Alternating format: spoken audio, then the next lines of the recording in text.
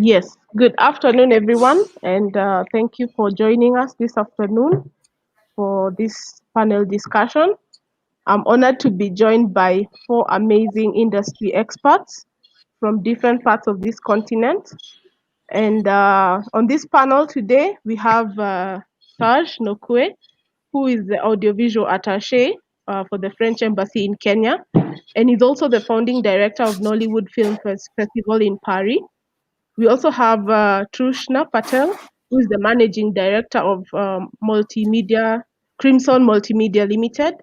And also we have George, who is an industry expert and a distributor. He's worked in the industry and in the distribution space for a couple of years. He'll tell us more about that. And last but not least, we have Lara Utian Preston, who is the CEO and founder of Ladima Foundation. She's also the director of Red Flag um, Media. So feel most welcome to this session. We'll be discussing about how to monetize our content, because as creatives, we are asking, where is the money? How do we've been having the distribution talks the whole of this week. So now our filmmakers need to know and understand, how do they make money out of their content. So I think we'll start by first introducing ourselves, talk about your background, your professional background, and then you can tell us more about your companies and your designations. So we'll start with Saj, then we go to Trushna, then George, then Lara. Okay, hi everybody. My name is Serge Nukwe. I am currently the film and media attaché at the French Embassy. And the French Embassy in Nairobi, which is responsible for, I'm responsible for the whole of East Africa. The goal is to create synergies with filmmaker institutions between East Africa and Europe, specifically France, but also between East Africa and also French-speaking countries of the continent. The idea is to contribute to the professionalization of the sector. So distribution is a very key point, and myself, I have experience in that field as I worked in distribution. I've also worked as a broadcaster, being the head of acquisition for one of the most important channels in French-speaking Africa, and also having set up a festival. So I have experience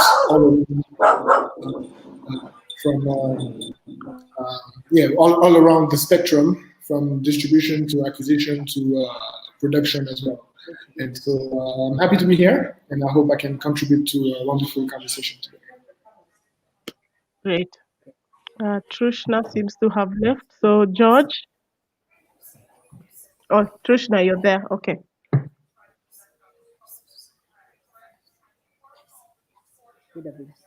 You're muted. Hi, can you hear me now? Yes. Right. My name is Trushna Patel. I am the founder of Crimson Multimedia Limited, a film distribution company that specializes and focuses on theatrical film distribution across East and West Africa. We represent studios such as Walt Disney and Warner Brothers and many independent studios. And I am also the founder of Motion Cinema, which is the first middle-income level cinema established in Donholm, the middle-income sector of Nairobi. I'm also the co-founder at My Movies Africa, which is a VOD app, a transactional, and EST, which is electronic sale-through, owned for life. And we have just launched just under a year, and we focus on African films, offering to the Kenyans at the moment. And thereafter, we look to also enhance the service across Africa in our phase 2. Oh, great. George? Hi, everybody. My name is George Kimani. I've been in the industry for a couple of years. Worked in television, in radio in East Africa, and started distribution, I think year 2006, Sitengi, Cape Town. It where we first came across Nollywood content when they were selling it on VHS, and they have grown till now. So our company offers 2 levels of service for broadcasters, where we consult on the content strategy and also on the provision of content. So we have worked with other distributors across Africa, from Nollywood, South Africa, Zambia, different places, bringing in content and also trying to sell to them content, and also a lot of international content that has come into East Africa, from the Hollywood side, Bollywood, South America, South Korea, all this content. We have handled their catalogs for East Africa. Thank you so much to Dr. Zippy, to Lucy for having me here. I hope to share a little bit of what I know. Great. Lara? Hi, I'm Lara Utian Preston. I'm based in Cape Town. So yeah, I wear also a few hats, I think, as all of us do in this industry. So Red Flag Media has been around for over 15 years and started in the film space around that time. Actually, that's when I first met Trishna, when I was involved with rolling out New Metro into East and West Africa. Over the years, I've worked very closely with film festivals, so worked very much on the Zanzibar Film Festival for a number of years, Cape Town Film Festival, Joburg Film Festival.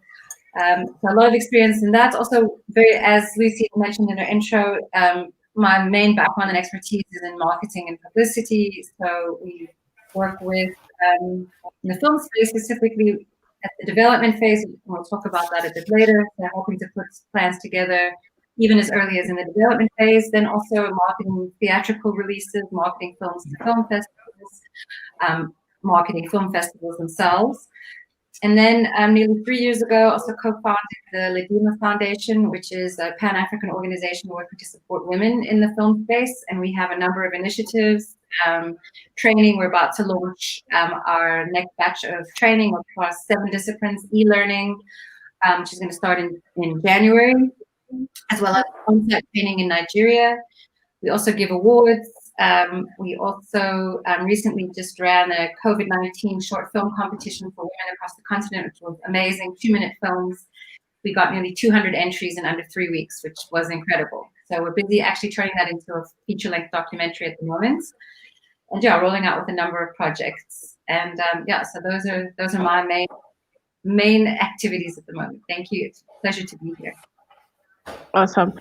So I would like to hear from each one of you on what are your views and recommendations on how creatives can start to monetize their content, because we have a lot of great ideas that have been shelved, or probably producers who don't know where to take their content.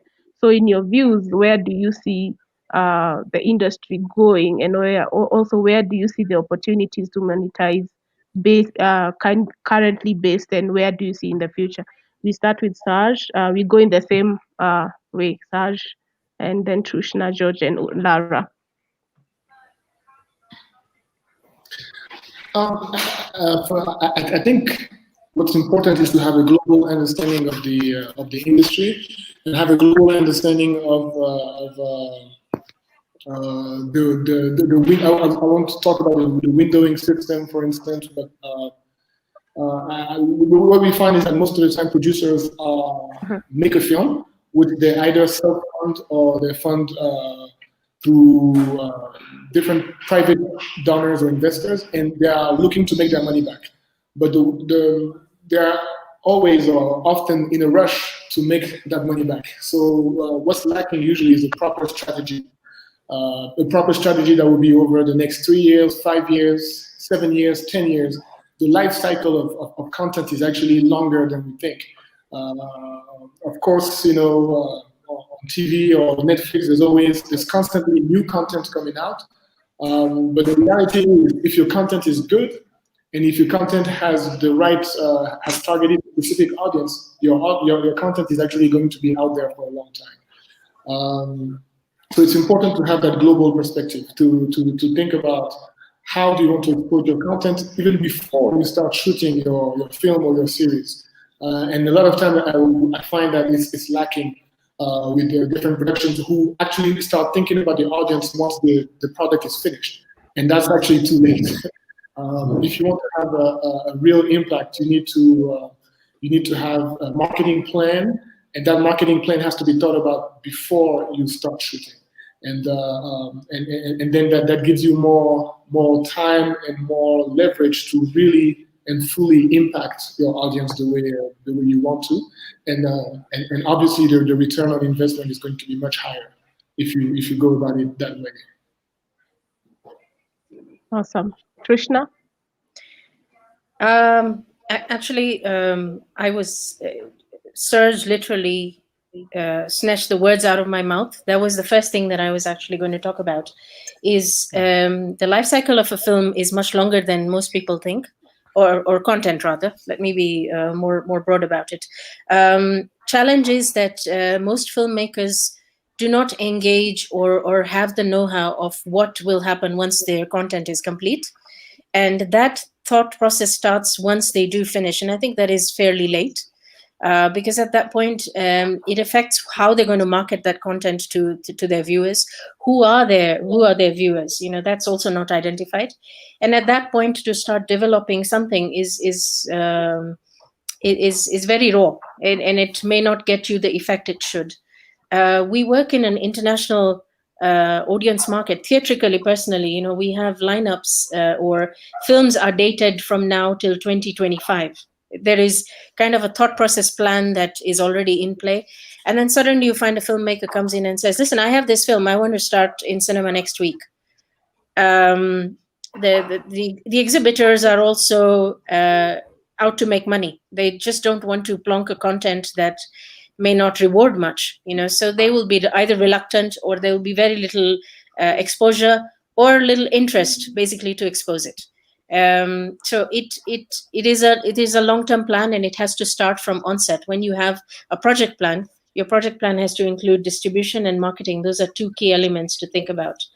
One other key factor is most filmmakers, and referring to local filmmakers, wherever they get their funding from, whether it is privately funded, or it's banking institutions, or funded through the film commissions, etc. 100% of that budget goes to filmmaking. There is no afterthought or spend left to post production and release of the film. And I think that's where it falls flat, because you have this great content in your hands, but it's difficult to get it to the audience. They know very little about it, and then so the effect is going to be not to what you desire at the end of the day. So those are two key factors that I feel are very important for filmmakers.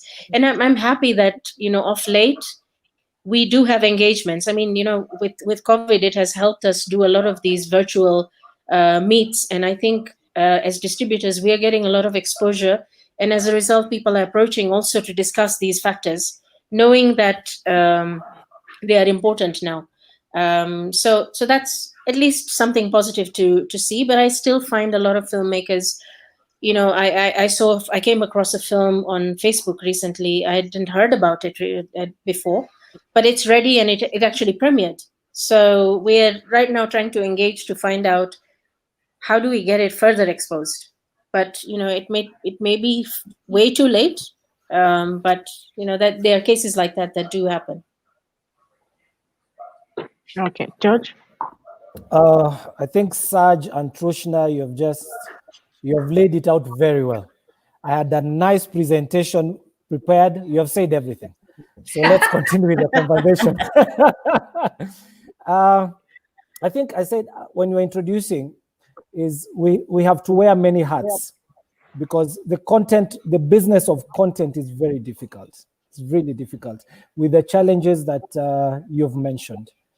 And I'll put on my marketing hat now, because currently I'm also part of a creative agency, and we handle brands and their content and their strategies and everything. And I think what we're looking at here is a situation where the content creators don't look at what they're producing as a product. Sometimes I feel like they're so close to it, you know, they want to hide the fact that they are producing because they believe that maybe somebody somewhere is going to copy it or for whatever reason. And this conversation has been going on for a while of what is the process. I think that's what you've alluded to. What is the process? Do you wake up one morning and decide, hey, I want to do a movie. I have a great idea. And you put on the camera, call your friends, get actors, audition, and the movie is out. You know, that seems to be the process. And yet, like any product, where are the numbers? You know, where are the projections? Where's the planning? You know, fine, you have $1 million shillings to do a movie. What percentage of that goes into production? What percentage of that goes into marketing? What percentage of that goes into the cost of sales? Because selling costs money, you know, going to those film festivals, engaging with distributors, making those calls, it costs money. So I think here, it's what we're talking about here is a shift of filmmakers either having on to put on another hat, which they must, as all over the world they have, of actually starting to work the numbers. So that it's not really about, and I'm part of many filmmaking Facebook pages and groups, and the key thing is always now the next big camera that I'm using. You know, now I'm using the black. Then now it's on the red. Oh, now I have these lights. Now we are doing this. And there's one person in this whole conversation who is always crying. The actual writers. Okay. The actual writers are even paid worse than, I don't think they even get a budget. I think there's more budget for food in the production than even the writers. And yet, this whole conversation, you're talking about content, is the people putting together the content. These are the writers, these are the creators. So when we look at the whole process, there's a problem. There's a problem. And I'm glad that Saj has spoken, because he talks now from the Nollywood side. So this is not a Kenyan problem. This is maybe an African problem, or even wider, of the creators being so emotional about their content that they forget that it's actually a business, and a really, really tough business. Because in Trishna's world of cinema, if she doesn't have your marketing material 6 months before release, chances of her making money and you making money just goes down. So how do they work so that when you're producing, when you're on location, you're also shooting your promo, you're taking pictures.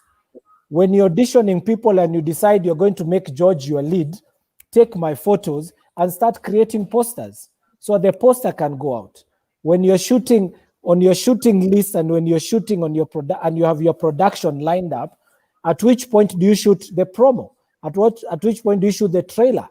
So that we get to know what is coming out. And then you put it out there. There's something interesting I saw with one of the Nollywood films. They were releasing it on YouTube, but 3 months before, they were hitting me with adverts, with the trailer of the movie, paid for on YouTube. And for those who maybe think that YouTube is not expensive to advertise on, Facebook is not expensive to advertise on, that helps you, the producer, raise the level and the profile of your content. So you're not walking around with a CD or a hard disk to tell guys, hey, I have content here, I want to put it on your cinema, or I want to put it on your TV channel or whatever else, but you are hitting your clients with advertising.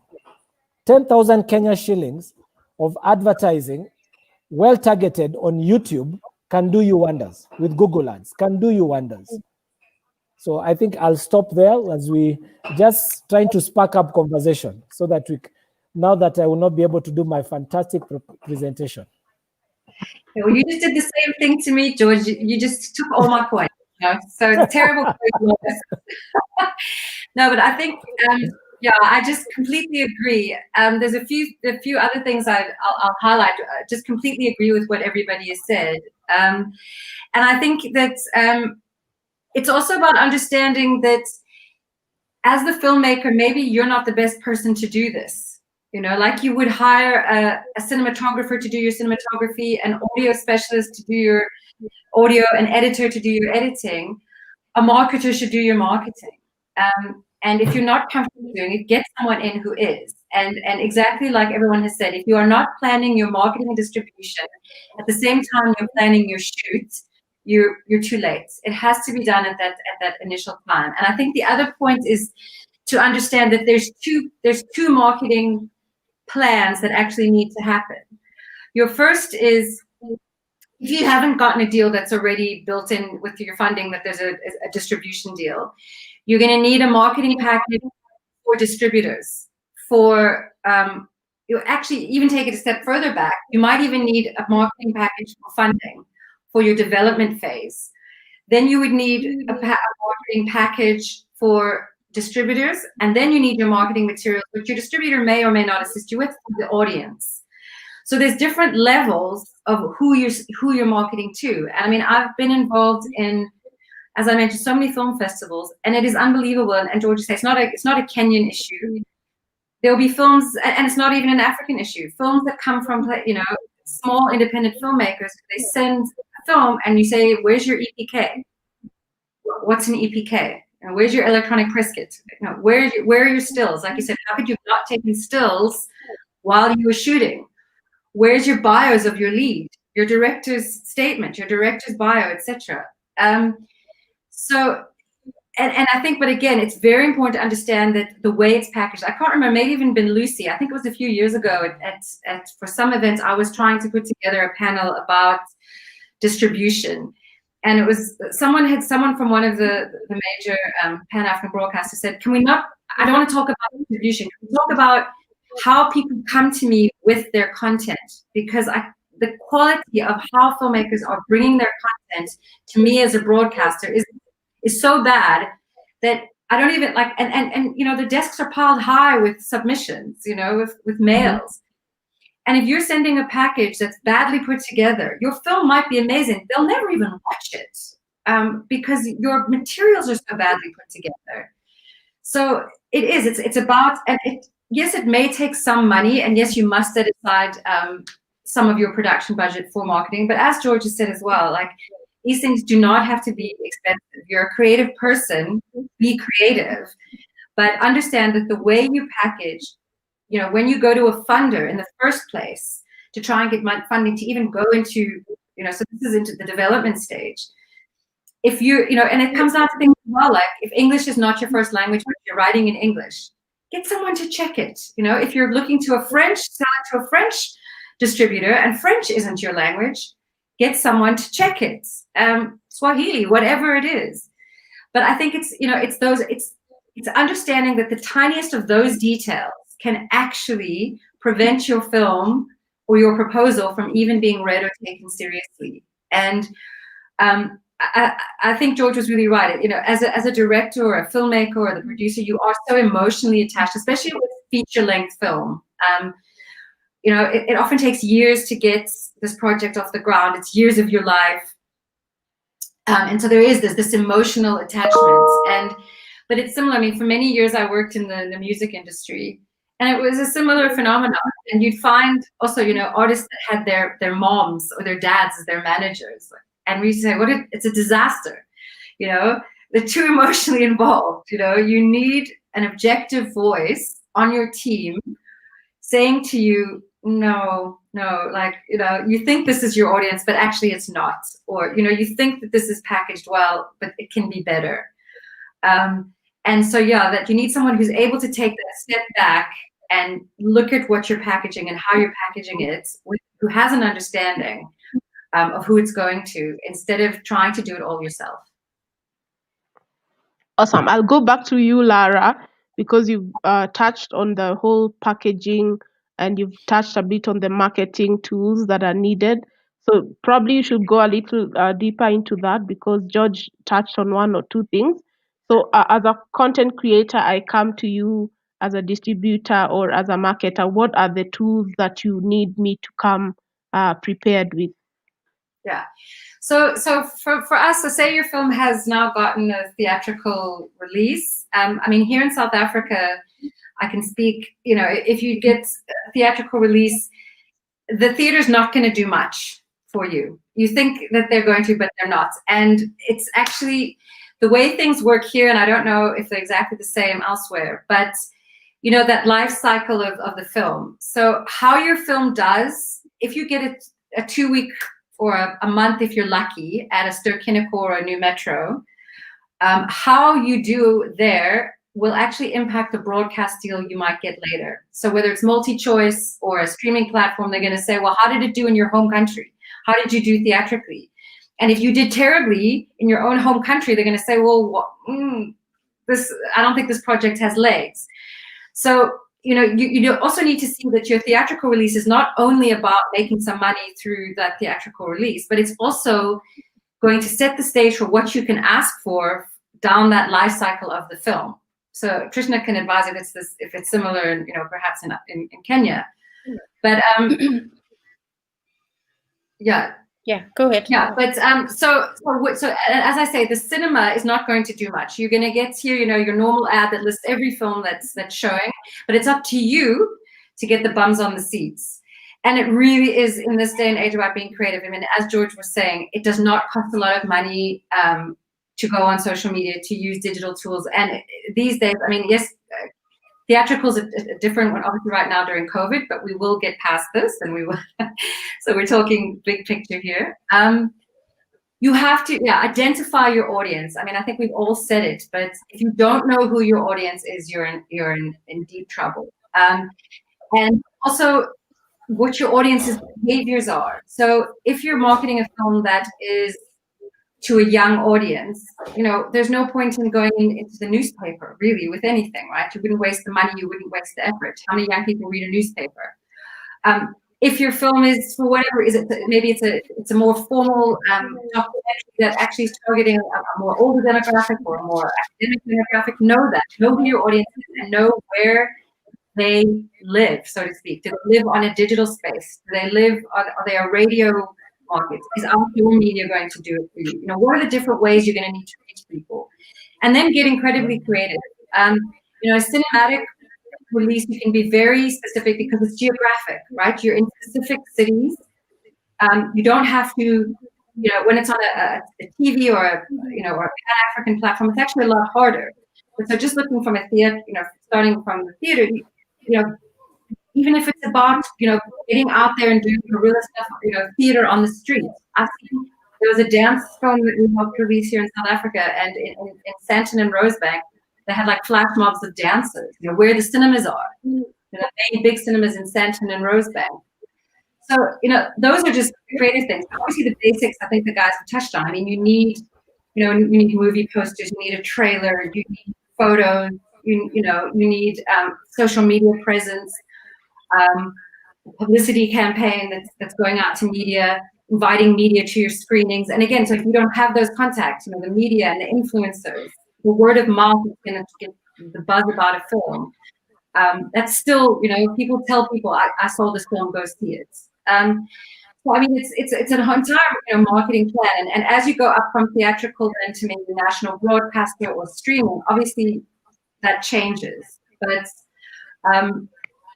I think, you know, no matter what it is, you need those very basics. All your electronic skills, your trailer, your social media presence, your press releases, your bios, all that kind of stuff. And you need someone to drive it. And driving film marketing is a huge job. So again, don't think I'll just do it. When my film comes out, you're going to have no energy and time to be doing the marketing for your film. So get someone in to market it and understand, you know, again, where is the film in its life cycle? If it's at a festival, it's a different story. So I think that's just also the point, is that, you know, the way you market is going to be very, very different if it's at a festival, if it's a theatrical release, if it's on TV, or if it's on streaming. But I'll Awesome. stop there. Great. I'll go to Trishna, and I would like to hear from you, Trishna, about what Crimson has been doing during the COVID period. I know that like the season has been like off peak totally, but since creatives still are churning out content, what opportunities do you and how do you ask them to pitch themselves for the future? So just to go one step back to what Lara said, cinemas are very similar. I mean, they behave in a similar way in this part of the world as well. They don't do much. The fact that you get screen time is what you count on. So the effort's got to be basically it's left to the distributor and the filmmaker, and collectively we need to get the word out there, make sure that we literally have to push the cinemas as well to do whatever the little they do, but they're really driving in numbers based on what they have on a weekly lineup, that's kind of thing. So it's a two-way effort, and recently we released Softy, which is in cinema currently, and I'm happy to say that as a distributor, having support from the filmmakers and collectively us working on the ideas or ways that we've tried to sell the film without spending too much, but looking at ways that at least can get to the audience. They can see that it's in cinemas. There is personal attention by the filmmakers, their cast and crew, the cast and crew visiting the cinemas. So we've tried different elements that have actually worked. And we're trying to encourage more filmmakers to think that way. There are a few other filmmakers that we've engaged from the point of their project start, and so we see that next year when they are ready to roll, it will be a better picture. And like Lara said, yes, COVID. With COVID right now, cinemas is unfortunately, I mean, they're all struggling with the social and the security, the whole pandemic crisis. There are lesser hours of showing that cinemas can really operate on. They're working on lesser capacities, so it's a short term. They'll bounce back. Cinema is where your movie should start. It gives you the appeal, just as in South Africa. If you get a cinematic release, I think other platforms are very keen to know what kind of numbers you can generate. So it's something that we have also been pushing for. And COVID has taught us one thing, that we're reliant heavily on West. Homegrown needs to be given more preference. The countries that have had a good flourishing local industry are able to survive this wave. And clearly we can see that now also with the Kenyan films that have made it either to a drive-in as a premiere or are releasing in cinemas. There are more films that are expected to release in cinema, which is a really positive thing. But right now we're getting a chance to explore because cinemas also have more screen time, so they're willing to test.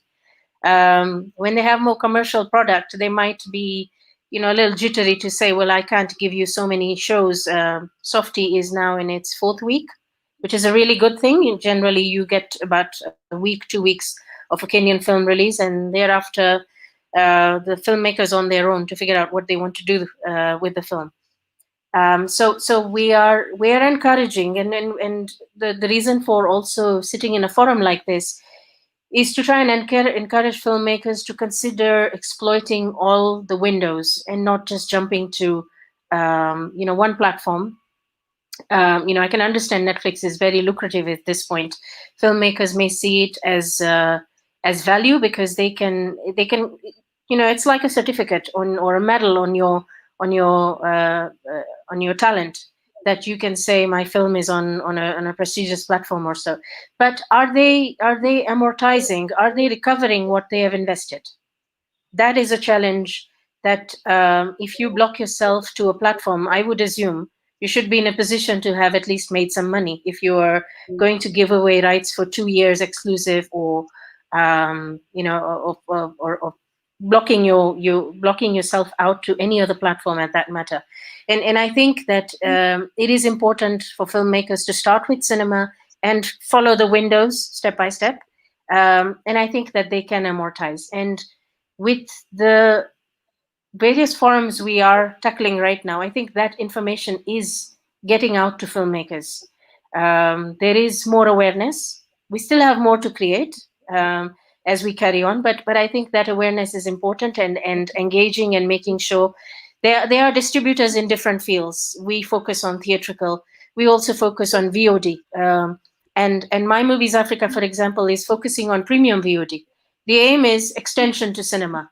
If you cannot reach to the couple of cinemas that are showing your film, then let's explore that as premium VOD.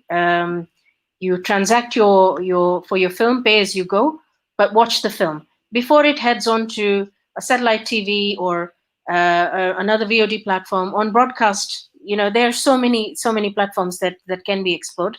And I think clearly what Lara said, most of these platforms are interested in what the homegrown numbers were, and if there is nothing to show, automatically they devalue their product. So it may be a perfectly good, really good content, but it may not get the value that it's worth. So that's one challenge. Going back to what you said about COVID, cinemas are struggling. And their biggest problem right now is content. We believe that if there is content, audience will come back. I think people are tired of sitting at home. The experience of watching a movie with other audience, sharing their emotions, laughter, action, cry, you cannot get it anywhere. You cannot enjoy it at home on your TV or even on your mobile device. It's a good substitute, but it can never replace cinema. And so I think that more content needs to be encouraged to get to cinema. We're trying our best. We're helping with information. We're helping with the distribution, and we hope that more filmmakers will come out and not bypass. We really need to make sure that cinemas do not die, because they are part of this, a very important part of this ecosystem. All right. So, Saj, I'll go to you as we continue with the ecosystem of content. So there's the cinema, there's theatrical. So how else do you see or do you suggest to content creators to monetize their content? Because as Trishna has said, there's this whole fuss about my content going to Netflix. Everyone is considering Netflix. So what do you suggest that as a content creator, as you approach distribution, as you approach marketing, how do you place yourself to be able to make money? I definitely agree with most of what has been said here by Trushna, by George, and Lara.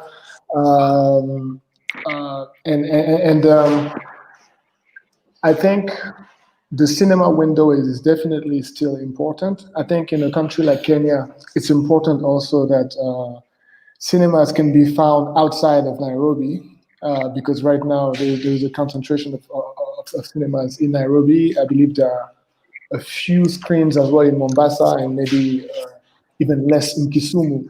But it's important that there's also like a global understanding of the importance of cinema, and cinema has to reach people wherever they are in this country.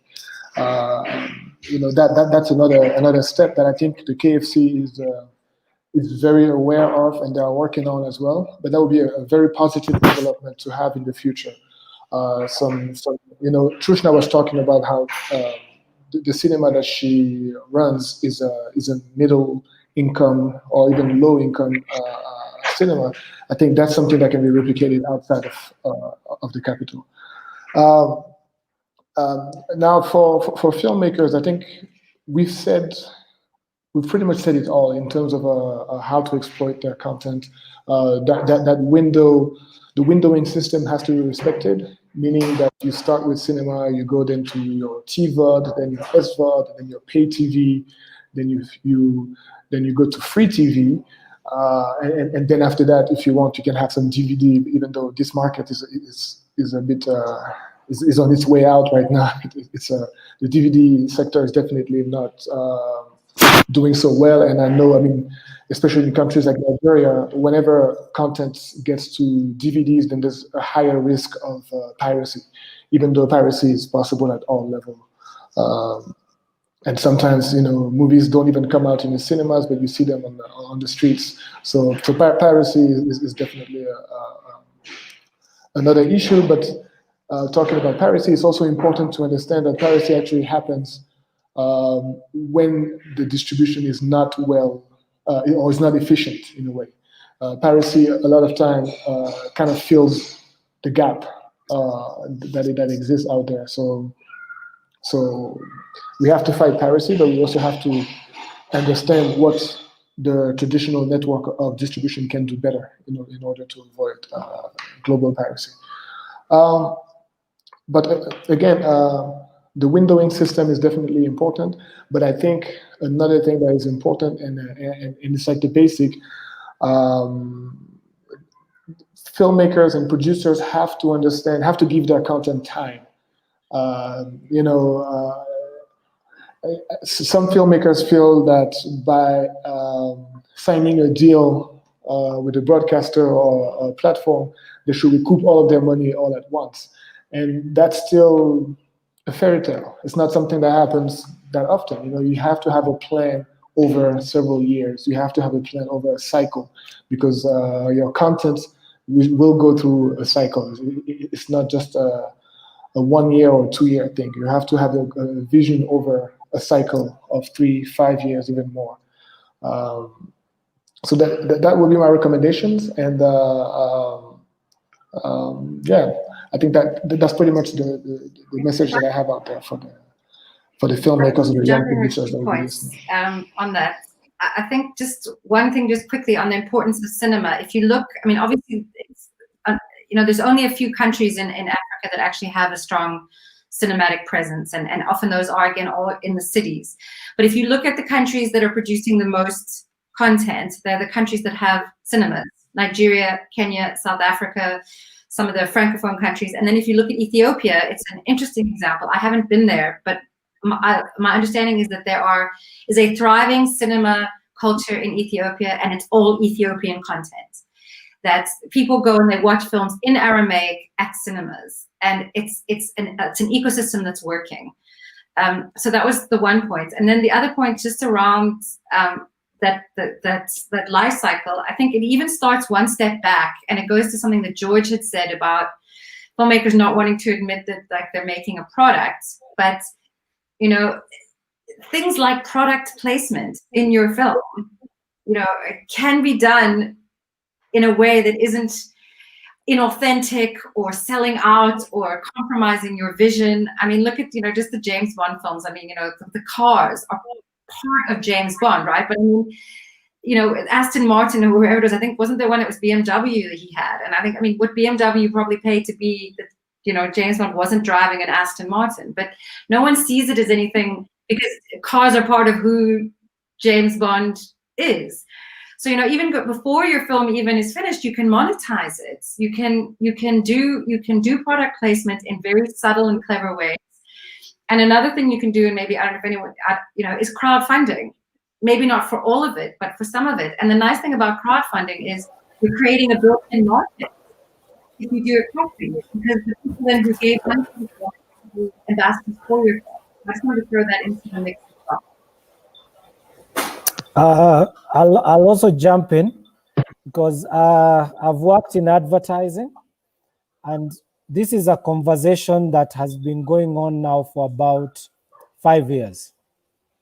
And clients were demanding more, because television advertising now had become like dead time. The moment adverts come, we change the channel. So they were asking, what more can we get? What more can we do? And these are conversations that called in a few producers, told them, guys, tell me what you're doing. What are you producing in the next 3 months, in the next 6 months, in the next 1 year? Because there's money.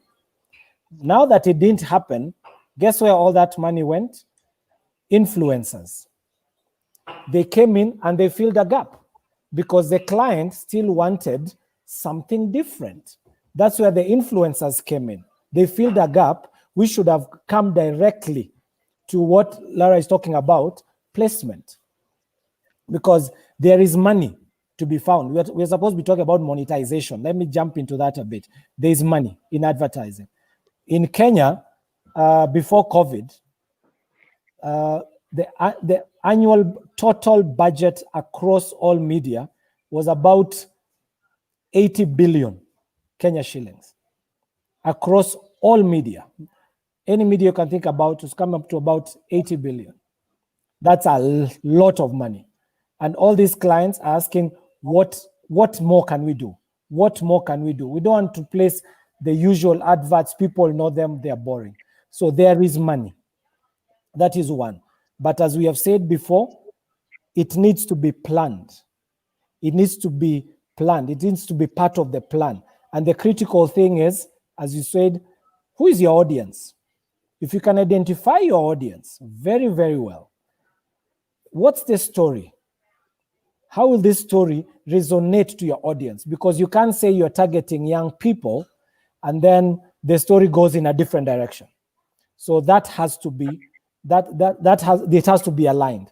And then be open to come sit and take through these people who want to give you money through your story.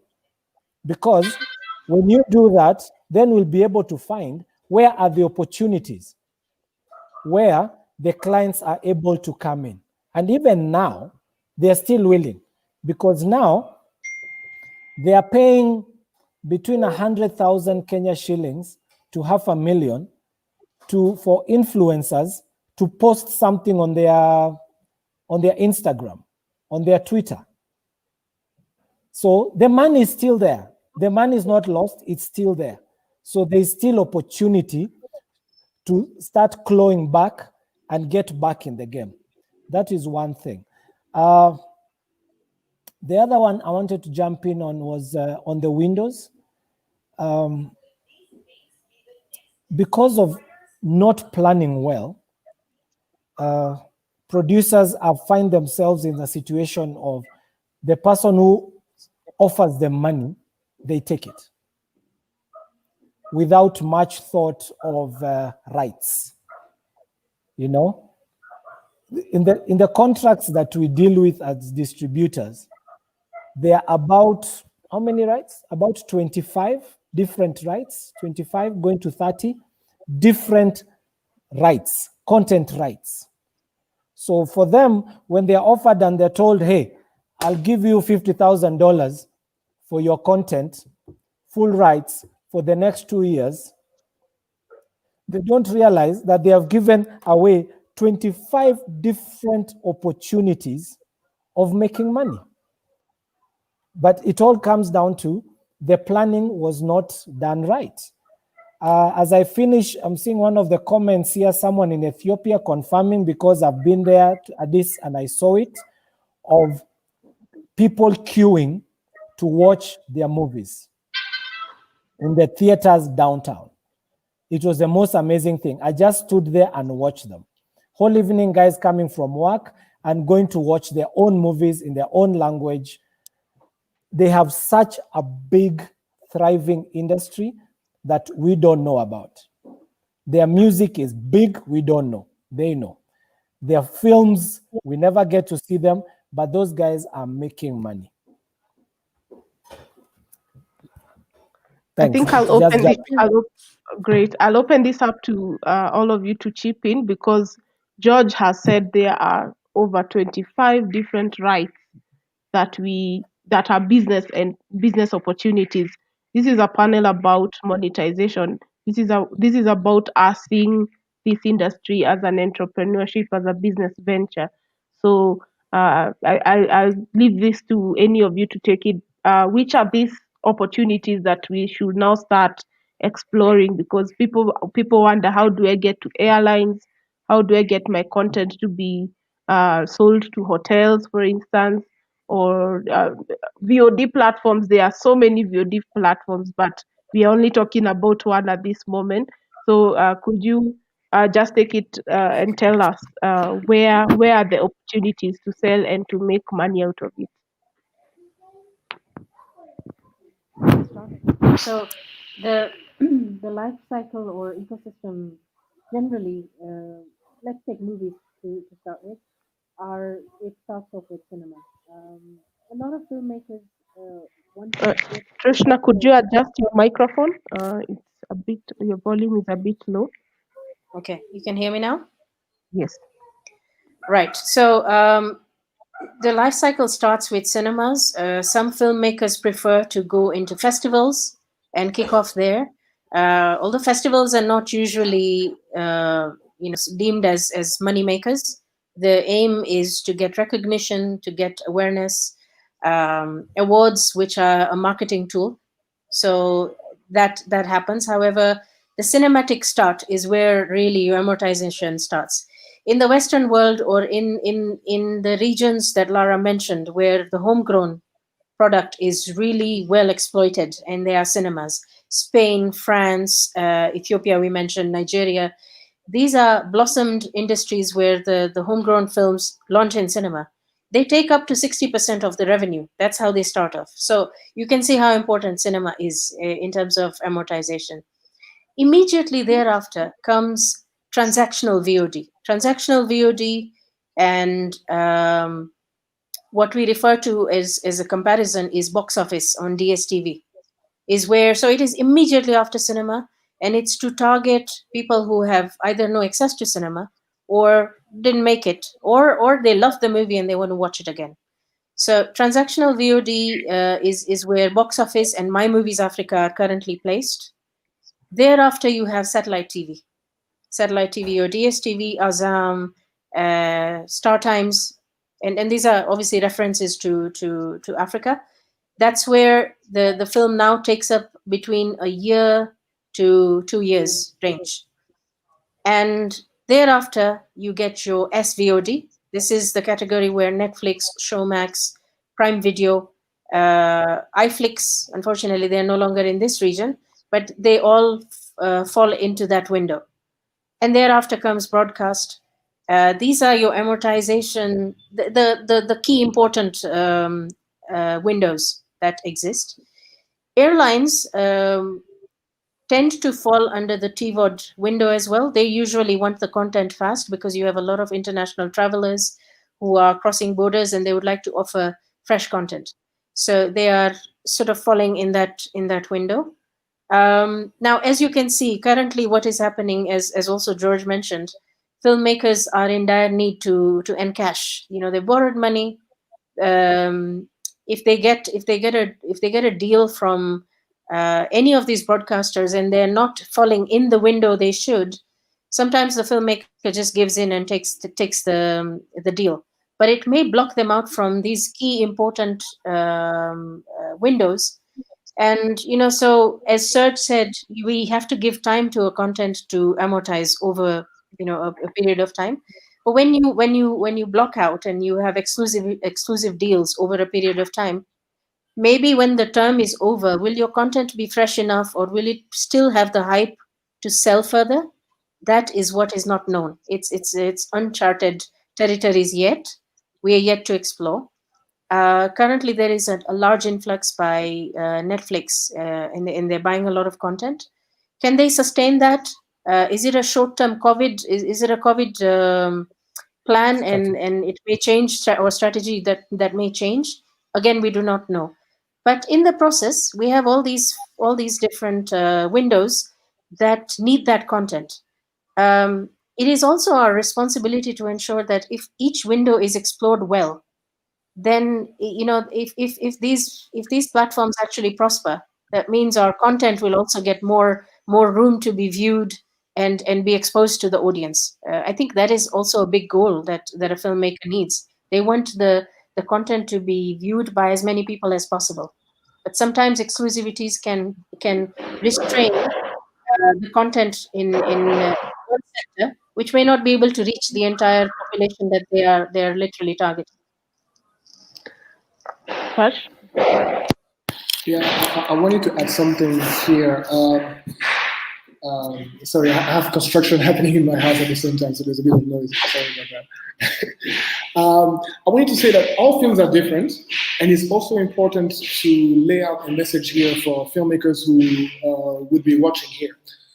Some content are clearly don't have the same commercial potential as like a rom-com. A romantic comedy, for instance, is like the typical easygoing, easy film to sell anywhere because it's a good feel movie. It's a feel-good movie, sorry. And it's like an easy sell, right? Now you can have films that are more along the lines of thrillers or horror films or whatever that are genres that are much more difficult to sell. Or films that are more artsy, that would appeal more to a festival than to a VOD platform. It's important to understand that as a filmmaker, and it's important to carve your strategy based on that. Because we were talking about festivals earlier, and even though festivals are not the most common avenue to make money, you can still make money with festivals. I spoke with some sales agents and producers who were able to send their film to over 100 festivals globally in the lapse of a year. Typically a festival will give you some screening fees of $500, $300, maybe more, maybe less. It depends on your negotiation power. It depends on how much this festival wants to see the film. But if you do the calculation, you can actually make more money by focusing on a festival approach only than by focusing on a typical VOD or television strategy. So it's important to have that in mind so that you can really put together a strategy that works for your film, that works for the kind of film that you have. And even with festival, you can make money. So that's something that I wanted to bring out here because we haven't really mentioned that in the conversation so far. Yeah, I think that's really important. Serge, I'm glad you raised that because, we are kind of speaking from maybe one point of view for one journey of and one type of films. And a lot of films, a lot of films aren't going to get a cinematic release. They aren't especially documentaries. I'm a big fan of documentaries. It's much harder for a documentary, and often, especially in some of the African country environments, and I suppose elsewhere as well, some documentaries politically aren't going to get very far. Even some feature films might have things like, we had in Kenya with homosexuality, or, things that are deemed whatever, too political, too radical, that you're not going to get those. So if you're that kind of filmmaker, obviously you also need to know that from the beginning. If you're making a film that is clearly going to, upset certain sensibilities in your home country, you need to, as Serge says, be thinking, right, I need to be going maybe festivals globally. I'm not going to get on a local broadcaster. I'm not going to get in a local cinema. And I think the other thing is, if we can so that's one thing I think that's really, really important. And then secondly is to also broaden the conversation to not just feature film, but obviously, content, and obviously YouTube.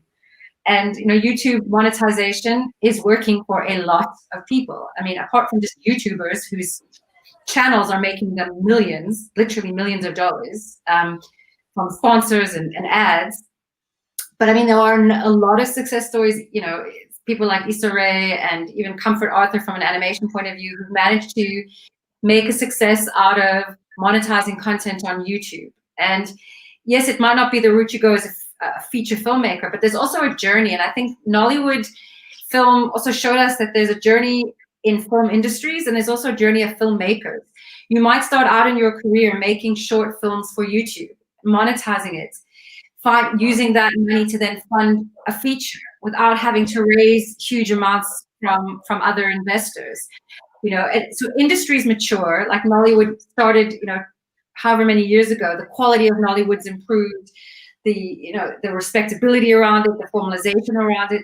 So industries mature, so do filmmakers. And there's nothing wrong with starting out to be a filmmaker that's putting your stuff on YouTube. You don't have to be a serious filmmaker who's going to festivals, or a commercial filmmaker who's going straight to cinema. There's other journeys to follow. And like I said, I think, looking at opportunities like YouTube is an amazing do-it-yourself, very low barrier to entry way to start monetizing content. Yeah, awesome. Thank you for those insights. I can see we have some engagement going on Facebook and YouTube.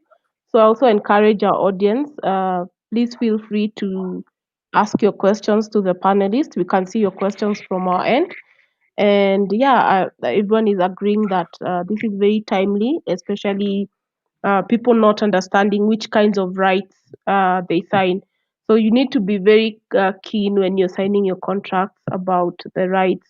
I think one of you probably should talk about some of the contract terms we should look at when we are signing off our rights, because I think that's also been a big issue that ends up being legal issue. So probably George, you should take this. You're muted. We've handled a lot of these contracts, but we are not legal people, you know. And I would not be comfortable talking about that. What I would ask, because every country has its own laws, because here we have different people from different countries, is find a content-friendly lawyer. Yeah, in Kenya, I know we have some who really come out and help, and they've been having a lot of engagements with the industry. Find out, and also, as a filmmaker, there are things which you have access to YouTube, you know. YouTube, you can learn anything, you know, anything. And all this information is actually available, yeah? Be it the legal terms, be it how to negotiate, what to look out for, which territories, which window, all these things are explained very well. So I would encourage, actually, because it's your business, learn it, take some time. I can just give a short, I'm a trained filmmaker also, years ago. And I decided this passion project, which I've always wanted to do, a historical one, and no one was interested. So I decided to go down that route to find out if I was to do this film, would it actually go anywhere? And I started by doing my research. One of the research that I did was find out how many cinemas are actually in Africa. I started with Kenya, Uganda, Tanzania, and I moved country to country to find out how many cinemas in total are available in Africa. And one of the things that I realized is that if my film doesn't show in South Africa, which accounts for about more than half the cinemas in Africa, then that film is dead in the water. I realized that I must get into the South African film cinemas. And what did I do? I went online, they all have websites, and I started writing emails. And I wrote emails. I called, I wrote emails until I got an answer back, because I was sending them my film, the synopsis of the film, the target, the what, basically like an EPK. I was sending them out. And someone finally decided these guys are annoying. So they responded and they gave me the information. They told me, hey, to get into the cinema, it's good that you're talking to us now. You project to finish in about 14 months. This is the best time to talk to us. Give us 1, 2, 3, 4, 5, 6 things. You know, give us your photos, give us your what, give us your trailer, give us everything. And then do the first run in your country. Then on a weekly basis, share with us the numbers. That way, we'll get to know how many screens we are going to open up for you. You know, then I wrote to other countries out of Africa. And I was like, hey, this is my synopsis. This is a movie you're working on and everything. And I got a distributor in Canada saying, once you do the film, you do your run in home country, give us the numbers, we shall buy the rights for Canada. Another one said, we shall buy the rights for Australia.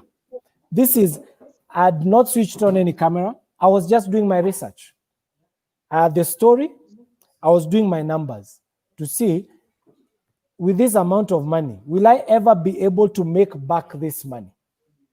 And how did I get, and for me to learn, I had to call these people, I had to engage these people. Trushna, I walked into your office and I went and I talked to the guys who sit at the back, yeah, and asked them, guys, what does it take for a film to make it in the cinema? And they showed me this this schedule, this 4-year schedule of the movies that they know are going to come in. And then they showed me the marketing materials that these guys were providing. I was like, whoa, this is what it takes of the stuff that I needed to produce way in advance. Minimum time, 6 months. Provide all these things. So there's a lot to learn. After film school, now there's a real life school now, where this is your business, you want to do this, actually take time to learn. People are willing, but they're only willing if you're also going to push, and you push early. Because some engage me on the story. They were like, why are you doing this story this way? Yeah. Is there any love that is going to happen in there? He told me our audiences, that's what they like. Okay, I took note of that. Yeah.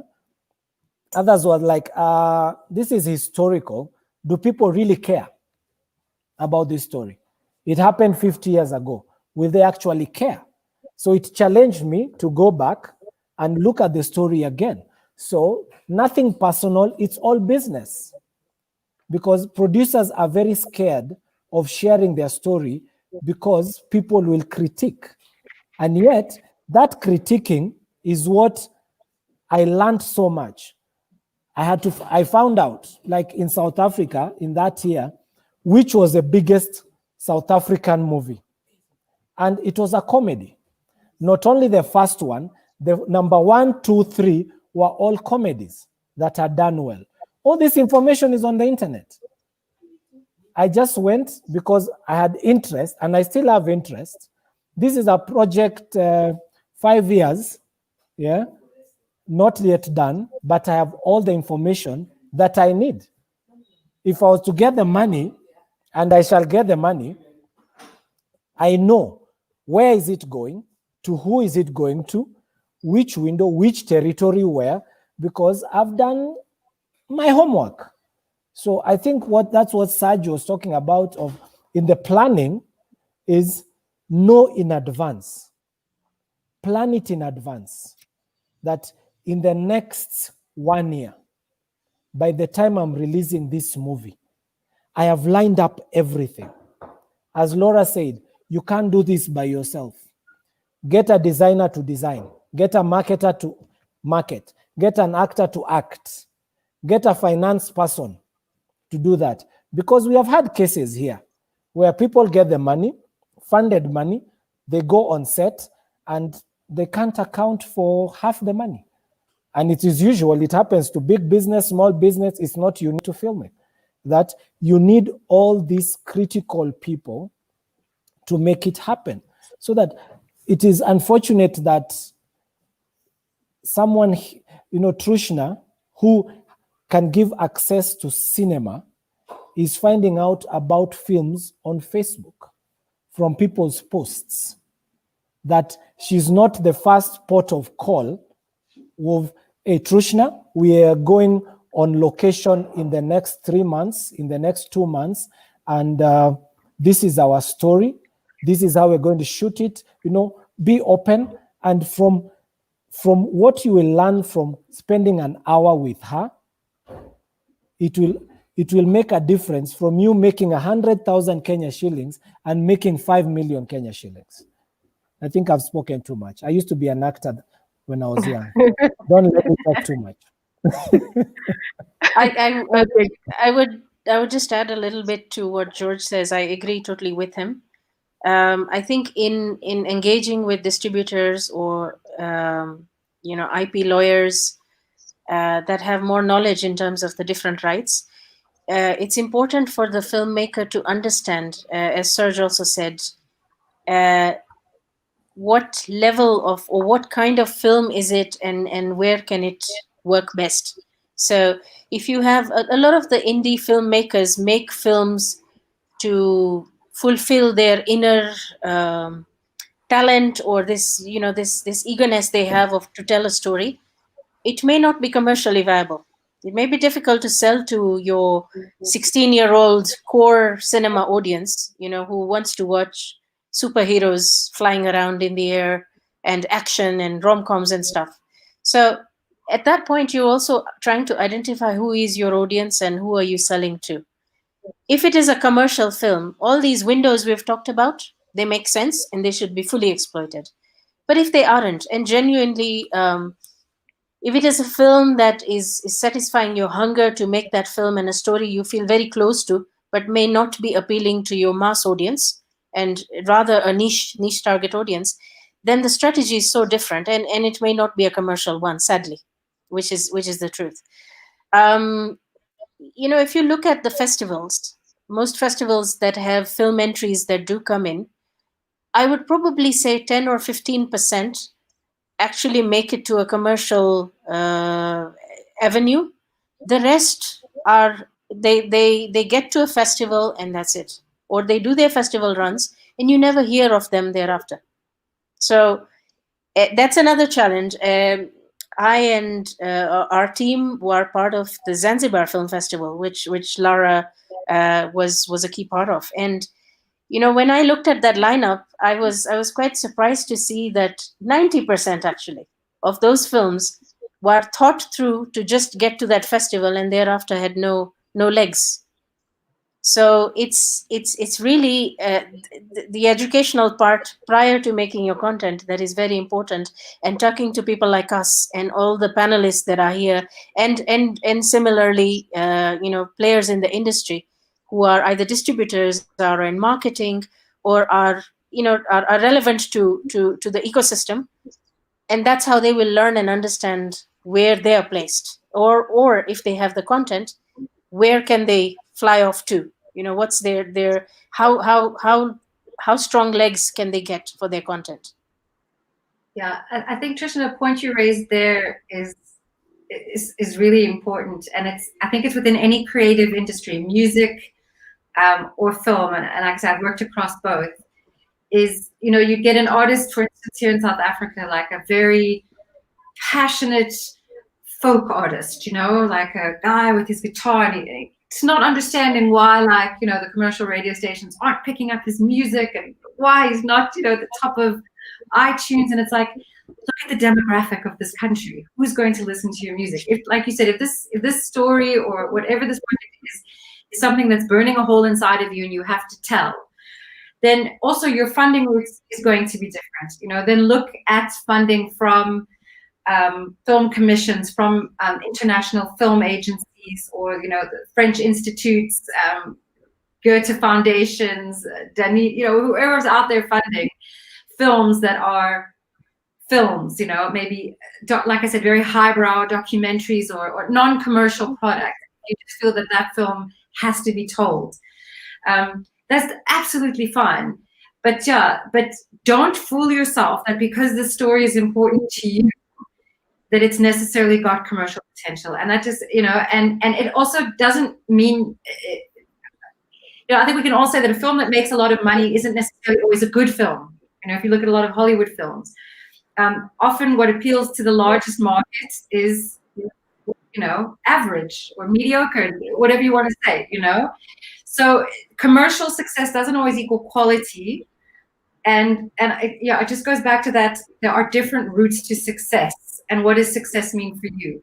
Yes, you know, you can also produce a film where you don't need to monetize it in the same way, if the way you raised the funds was a grant and not a loan.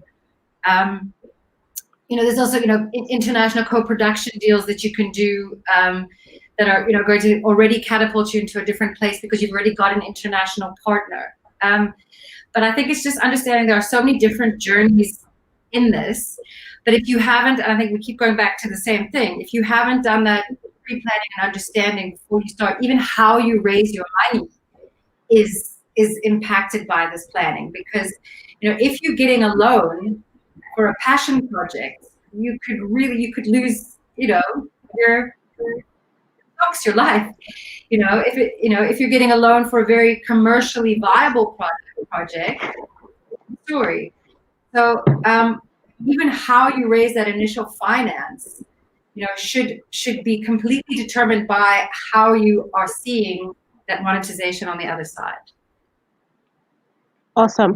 I think I'd like to hear from each one of you, since you've interacted with different content. What are some of the success stories you have?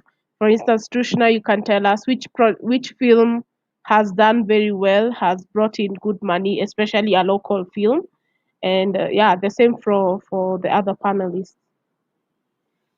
I think if I start off from the international content, Black Panther came in like a wave and changed the entire scenario of movie business at that frame. And you know, it has been the #1 movie, and it has remained there. I don't think it's going to be something that any film can touch for a very long time.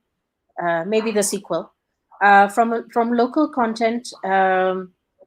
To date, Nairobi Half-Life remains the #1 film theatrically. The film started off, we released in one cinema. Cinemas were not willing to support it. We got one cinema to launch it, and the film had its own strength, which is what drew the audience in.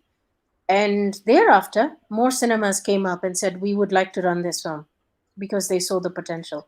Suddenly, from one cinema, there were 2, 3, they were up to 8 cinemas that eventually ran. The film ran the longest in cinema, almost over 20 weeks. And it generated box office of close to about 8 million shillings, which is the highest in terms of local product. And thereafter, the next phenomena, why I say phenomena is because due to controversy, it made the numbers that it did, which was Rafiki. Because it got the initial ban, thereafter the controversy was it is being released in cinemas only for 7 days. And so you must catch it within that time frame. I still remember that I got a phone call from the director, and she requested that we need to run this in cinema. I said, okay, that's fine. When? And she said, tomorrow. I said, are you crazy? It's 3:00 right now, and you want the movie to be in cinema tomorrow? She said, yeah, I need your help. Do something. I said, fine. So I got one cinema on board. We got a 10:00 morning show. Morning shows are not predominant in our market. We got them on board, and in 30 minutes, the show was full. I've never seen that happen before. I mean, even for Hollywood films. And that's what went on. Shows were added on one after the other, and each and every show was just going full. Within that 7 days, it generated about 3 million shillings of box office, which from just one site. There were a few others that did eventually run the movie as well. Again, no cinema was really willing to support at that point. But as they saw the numbers, they were excited, and they put the movie on. But they had a couple of days really as a run. But that film generated that kind of number. I mean, the cinema also, if you compare that to a Black Panther, their box office for Rafiki outsmarts Black Panther's numbers in the 7 days that they ran. So that's the second highest movie, and I think in that ranking, Softy will probably take a comfortable place with the way it's running right now.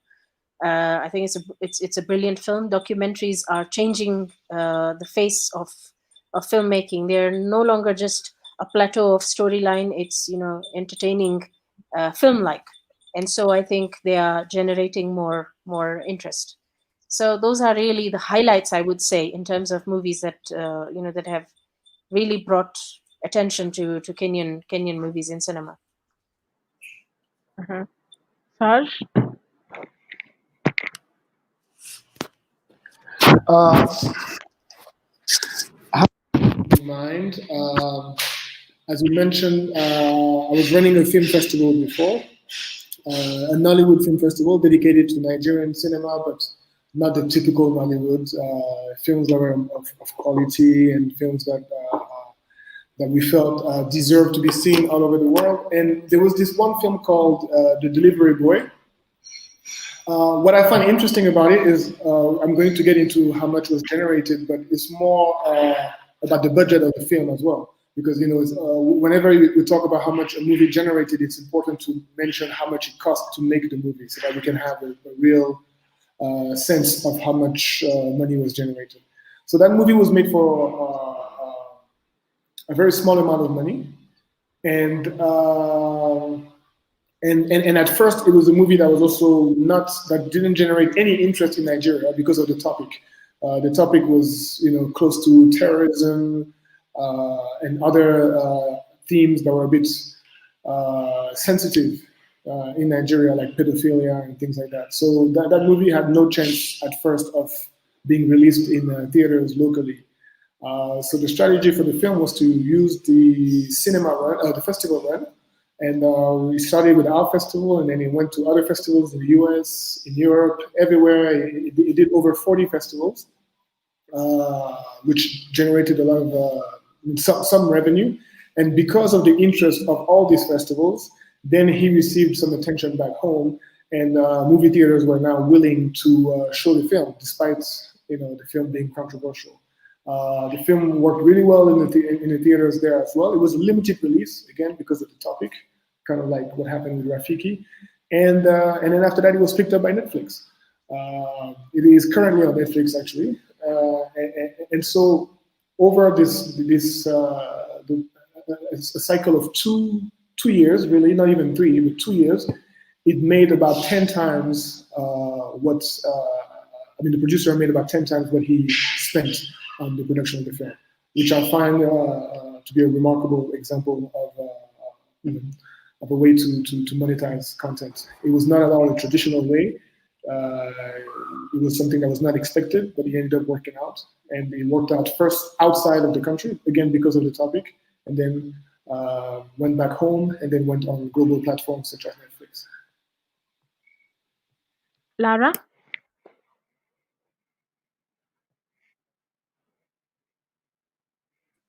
Yeah, I've just been, I'm thinking I don't necessarily have I'm not as close in the industry distribution side, so I don't have figures close to hand, but I think there's just a couple of films that I want to mention just in terms of how, just those different kind of journeys. So, one of the most successful, probably cinematic, and I don't know the numbers, in South African cinema was Happiness is a 4-letter word, which was very much a rom-com set in Joburg, up and coming, young women, and it really was what you would expect to do well at the cinemas. But there's been a couple films that have just snuck in and had huge success across different platforms in South Africa and globally. And one is a recent film called Mofi. So Mofi is actually a derogatory term for like a gay man in South Africa. And this film has done so well. It's been picked up by various streaming platforms. It started on the festival routes. It has had a COVID life, so I don't think it's actually been in cinemas, but it has. It's so successful. I couldn't tell you how much money they've made, but it's following the journey. I think they have monetized, because there's a number of deals that keep getting announced in different territories for the film. And that's a really niche film. It's about an Afrikaans young man who was in the army in the bad old days and was gay, and I can imagine his story. And there's a couple of films like that that are very niche, and you wouldn't expect to do well. But again, it's like knowing their market in a similar way as Serge, you said, remind me, where it was, it's picked up first outside of the country. And whether it's at festivals, I think won awards in the UK, major festivals, and suddenly then it starts making waves. So you can go that alternative route, especially if you're a film that isn't like Happiness is a 4-letter word, which is, just clearly going to do well at the box office. But there are still really, even with a very perhaps controversial or niche film where you can still, and I think, Trishna's pointed it out as well, that it's, the controversy is what's, for Rafiki led to that. So, yeah, you don't always have to be that big box office hit. There are alternative ways to that journey of success. How about you, George? You're on mute.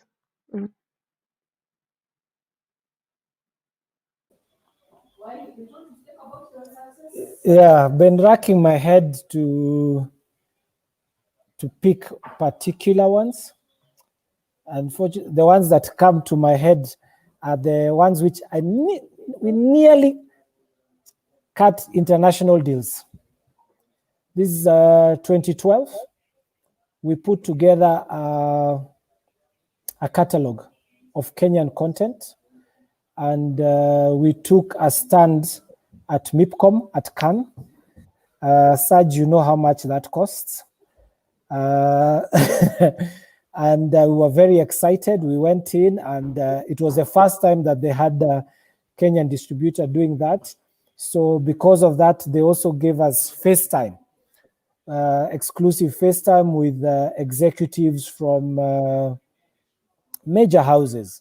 We had Warner, we had Universal, we had Sony, we had quite a number of them.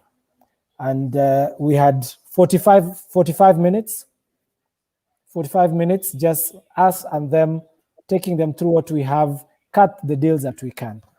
And we're very excited. We went, and there was a lot of interest with the catalog that we had and the content was all Kenyan content. It was very well done, very good content. And we presented on the one-on-one, apart from the guys who came to the stand. We presented. I can present well. I can sell you your own house. And after they finished, the lady from 20th Century, she was like, this is awesome stuff, First of all, you guys speak really good English, and there's no difference. If I put it on air, you can't tell if it is Kenyan, if the person is Kenyan or American. You could be from any country, which is a plus. Production values are good. We can do this. In my mind, I was just hearing dollars, dollars, euros checking in. But then she asked, so why are you telling our stories in your country? Like, what? She was like, yes. The trailers that we have seen, these are our stories that you have told in your country. Do you have anything that is Kenyan, that is truly Kenyan, that we can bite on? Give us something. And that was it. So that was one where we lost major deals. That would have made a big difference, because these are people who their per episode, per film was $6,000 to $15,000 per. So for the producers, that would have been awesome. The other one was with Australian Broadcasting Corporation, ABC. We sent these pieces of content, they loved them. But now these guys are very technical. They check everything. And when they checked the sound, they even took a screenshot of the sound and showed us, this is the level, this is our minimum. Your content, your sound level is at this level. So sorry. So I hope to have good stories to tell next year, because the clients are still there. They are still willing. If the content is there, we'll do it. Where we have had success is on in-flight. We had a very good in-flight distributor, global one. And we had some really good success with Kenyan movie back in 2014, 2014. The name escapes me. And a Tanzanian movie also that did very well on subtitles. The Tanzanian movie was in Swahili, did subtitles. The Kenyan one was in English, and they did well. I think each of them did more than 8 runs globally. And the price per run, each run was 6 months. The price per run was, I think, $4,000, $5,000 each. So those were good. Those were good. Not had any cinema experience yet, but COVID has changed a lot of things. Anything can happen. I just wanted to highlight a couple things, George, you touched on, and they might seem really small, but I've also seen, and I mean, I've personally been involved with also films that have run into trouble over things like not just sound, but like music rights. You need to make sure before you go and monetize or try and monetize, you've got all those kind of things in place. You know, if you're using music, it's a whole nother area.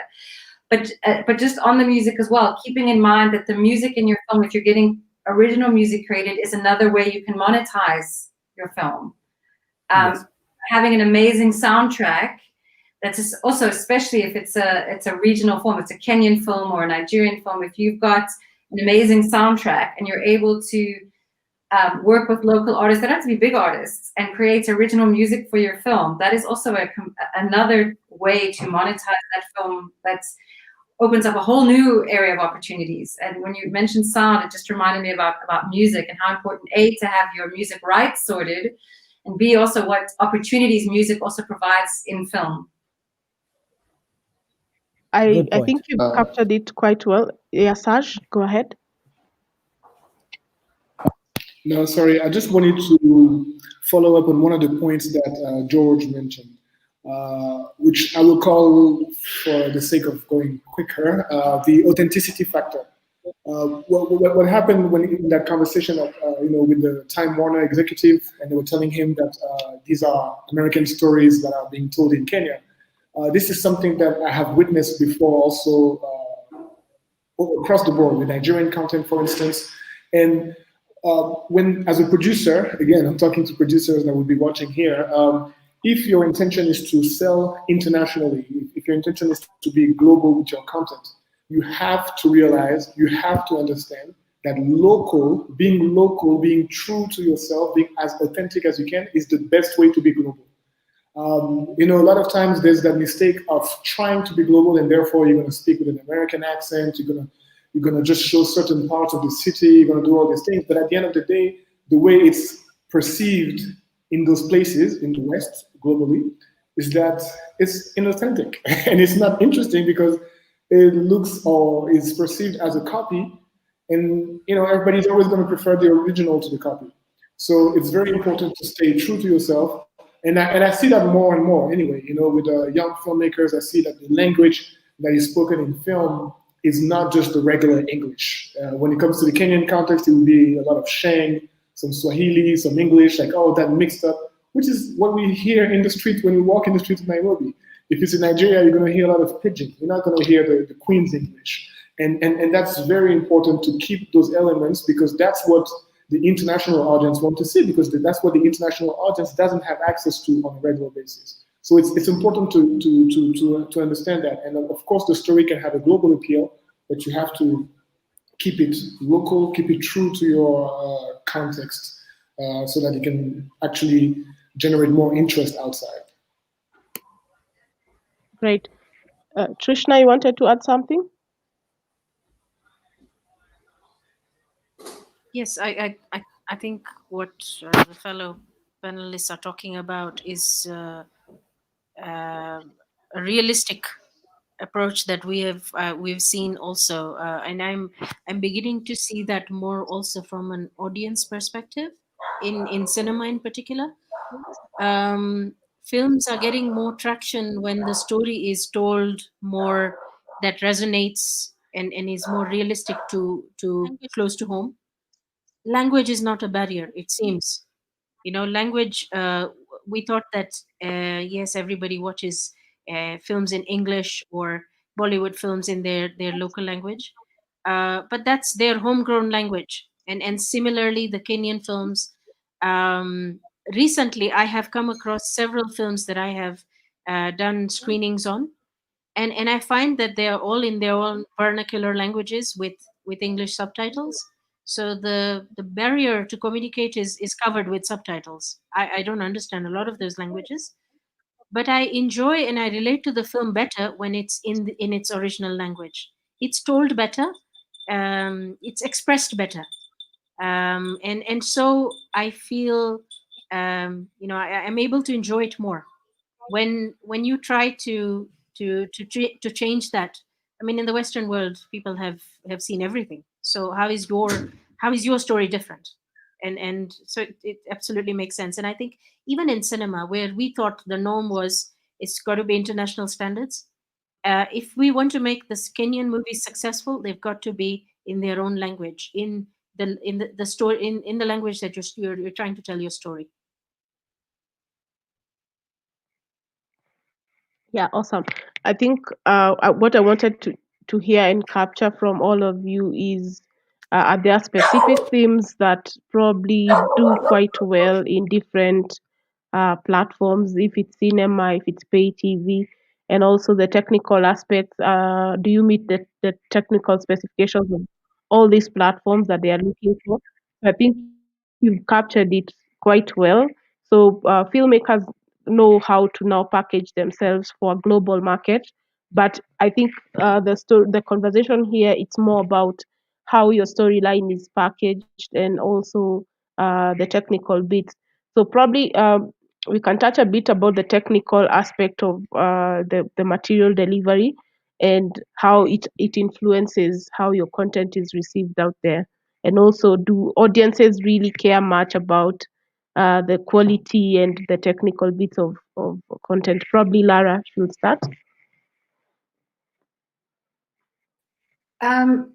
I think the technical is hugely important and often overlooked. Sound quality. It's another. I think George mentioned how the writers don't get paid. I mean, I've worked with so many sound engineers and sound technicians and musicians who say it's the same thing with the film. The filmmakers often don't think about the sound. The sound is the last part and bad sound is often, I think, less palatable to audiences than bad visual quality. So I think your attention to detail as a filmmaker on every single step of the way is part of the journey. There are things that will block you, whether it's Netflix or any of the major global streaming platforms, even multi-choice. If you do not make your film to certain specs, they will not take your film. So again, like George said earlier on, do the homework. If you know that your path includes a multi-choice, a DSTV, any of the major Showmax, any of the major streaming platforms, their specs, their technical specifications on video and sound are available on their websites. You can find it. Similarly with your subtitling, if you're going to do dubbing, which I'm not a fan of dubbing, but I mean, there's massive technology, that has to go into that. And even your subtitling. I mean, I've seen films with, subtitling with terrible spelling errors, lag. It's just about attention to detail. And I think it goes to everything we said. But yes, you can sabotage the best quality film or story. It can be authentic. It can be well acted. It can be an amazing story. But if you fall down on the technical specifications, and some of those cannot be fixed in post, if you've done it wrong from the start, you could have spent a lot of money and now you're not going to be able to monetize that film because you didn't do your homework. So I mean, I'm not a technical expert, but I do know that you need to make sure you're following those. And I think George and Trishna can probably speak more to this. Trishna?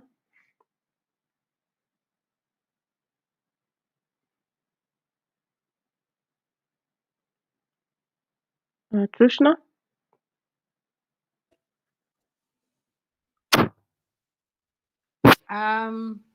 Going to the technical side, theatrically, specifically, there is the DCI compliant format which cinemas follow, and so most filmmakers need to ensure that when they master their finished product, it's in that format.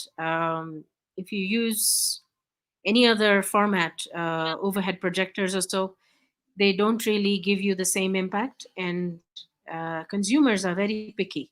When they are paying that kind of money to go into cinema, they're expecting quality to be of the same level they would expect to watch a Hollywood title. And that is obviously something that filmmakers now are very well aware of. And in the last couple of years, we have not had to release films on overhead projectors. So that's really promising to see that they are complying with the technical side. When I also look at curation on our VOD platform, for example, I do find that quality is key, especially in our case with My Movies Africa. It's a transactional platform. That means we are not on subscription. If somebody didn't like our content, it's not like they could swap over and watch something else. They're paying for it, and so they at least would expect that the technical aspects of the film are 100%. The rest is obviously on the filmmaker, on how they've made the film and whether the story is appealing to the audience. But they would expect that the picture, sound, the sync, editing has been done properly, and that it's enjoyable even on your phone devices these days. You've got HD quality picture, you've got high tech, very high end sound, stereo sound available in the smallest smart devices. So as a result, we are expecting a very, very high level that the audience are expecting. So from a curation perspective, when our team also looks at content, they will first look at the technical aspects and then look at whether the film would be appealing to the audience or not. Great. Saj?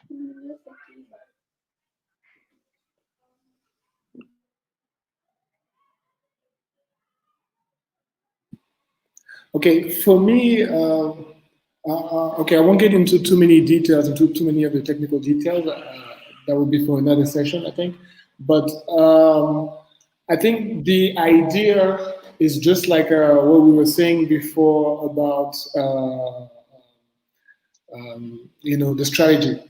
When you want to when you're working on your film, you need to think about the technical aspects before you shoot. You can't just jump into the shoot and then you're gonna find a lot of surprises and a lot of bad surprises. You need to think about where you are taking your film. If you know that your film at some point is going to be dubbed because you want to reach a French-speaking audience, an Italian-speaking audience, whatever, then you need to have M&E tracks, for instance. You need to separate the track between the dialogue, the music, and all of those things, because otherwise, if you don't do that, then you're going to get into a situation where it's going to cost twice as much to create the dubbing, and it's going to take twice as long. So you don't want to be in that situation. So at the end of the day, what you want is to anticipate. Making a film, and especially producing a film, is just like, you are a project manager, and you need to anticipate the problems. Otherwise, you will get into those problems and you will get into trouble. So that would be my the takeaway, is that you really need to anticipate. You need to be proactive, and yeah, do your research beforehand, before you start production, because otherwise you will actually get into trouble. George, your take?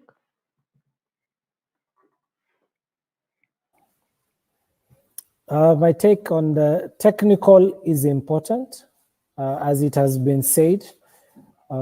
It all comes into the planning.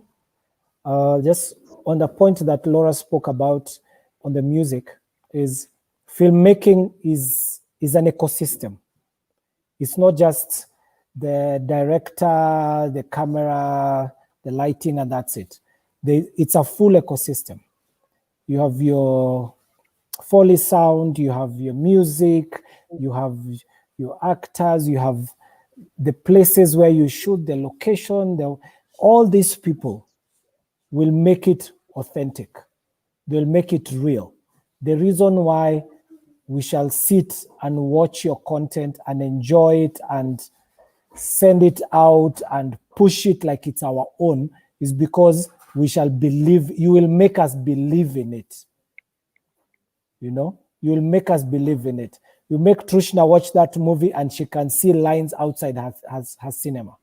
I'll watch it and I'll know this one I can send to this client, I can send to this client, because I also believe in it. So filmmaking is an ecosystem, and I think more of these sessions, more of personal research for personal growth, so that you become a better filmmaker, will help. At the end of the day, you're doing this as a business, so it's not only about the most expensive camera. There is much more than that. What's the quality of your writers? What's the quality of your writing? You know, so that, as Saj said, if your content is able to cross borders, then it opens much bigger opportunities. There's a country right next door we are not talking about. Tanzania are producing 10 times the number of films that we are producing in this country. They have found a working formula for their content. They are able to raise money locally, they're producing locally, and people are buying the content, and it's getting into their cinema. So it's for us to find local solutions to the need for better quality, which brings the controversial topic here in our country of co-production. You mentioned co-production to filmmakers, and you open a can of worms, and yet you can't be good in everything. You know, I will have the cameras, someone else has the actors, someone else has the lights, someone else has the rigs, someone else has the location. There's always someone who will do something better than you. So co-production, working together with others, the end product will be much better, much bigger than what anyone would actually think. Thank you. All right. I see we have about 15 minutes to go. So I would like to put this question out there, and you can answer in any format. So is there money in this creative business? Is there money in filmmaking? Is there money in content creation? And if so, where is the money? There is money for sure. There is money for sure. First of all, there is money for producing. About 4 years back, a couple of us distributors, we engaged a bank and we gave them a model, a business case for them to look at. And just to try it out, they were willing to put down 20 million. Unfortunately, that's a story for a movie itself. The bank went down, but they were willing, meaning that if one bank was willing, other one would be willing. Yeah. So there's money for production. From private sector, there's money in advertising. It's just that it is a process. So if you have the tenacity and you have the staying power, you can access that money. There is money in advertising. Final product, there is money if the process has been done as we have spoken here. You will make money. You know, I'm looking forward to the day the big movies in Kenya can access the South African cinema circuit. You know, people need to, people just Google the South African cinema circuit. How many cinemas are in Cape Town? How many cinemas are in Durban? You will go mad. We are talking in their hundreds. So if you do well here, then seek to go outside there. Don't be happy that you made your 3 million in Kenya. In Africa, there's still a lot more money to be made. For my Nigerian brothers and sisters, I've done business. I've learned a lot from that industry. I've learned a lot from the distributors there. They'll push you until you buy. You know, I've learned a lot from them. I would love to see Kenyan films in Nigeria. It is a wonderful market. They will enjoy our content the same way we enjoy our content. So to answer your question, Lucy, there is money, but it's not easy money.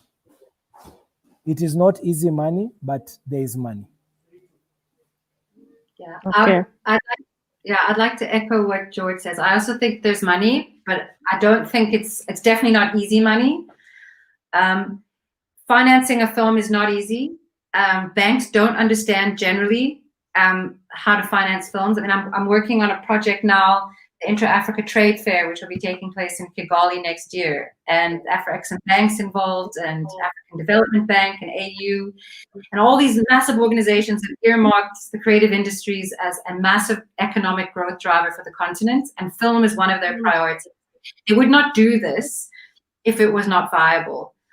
They're all putting money into there are credit facilities available, there are finance facilities available, but if you don't do your homework and understand what you're getting into, you will come short.